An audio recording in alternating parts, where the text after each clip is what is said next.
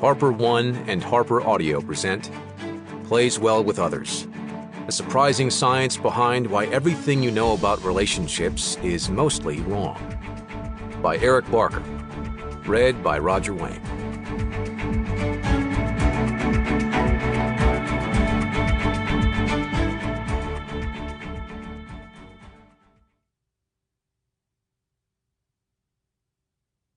A note before we begin. For a list of references, don't forget to download the accompanying enhancement PDF from your audiobook provider, or go directly to harpercollins.com/pages/playswellwithothers.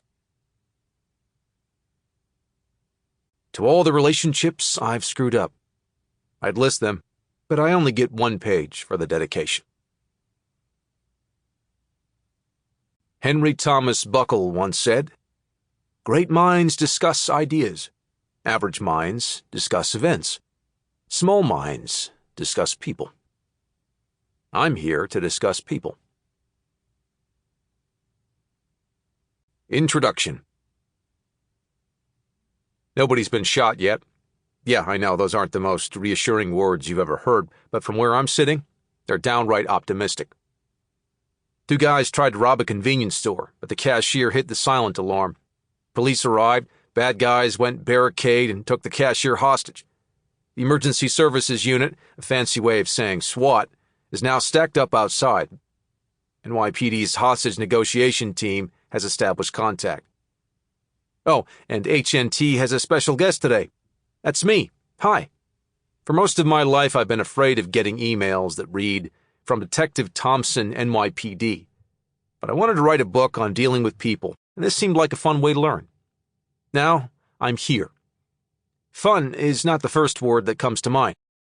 SWAT teams are mobilized, lives are on the line, and I'm wishing I had opted instead to spend the weekend at some new agey relationship seminar where fewer guns are pointed at people. I do all my own stunts, folks. The next 5 minutes are going to be the most stressful 10 years of my life. Oddly, the guy on the other end of the phone seems pretty nice, but it's way too early to feel any kind of good about things. The first half hour of a hostage negotiation is the most dangerous. There's no rapport, no transference, no anything to act as a buffer if things go sideways. Just adrenaline and fear.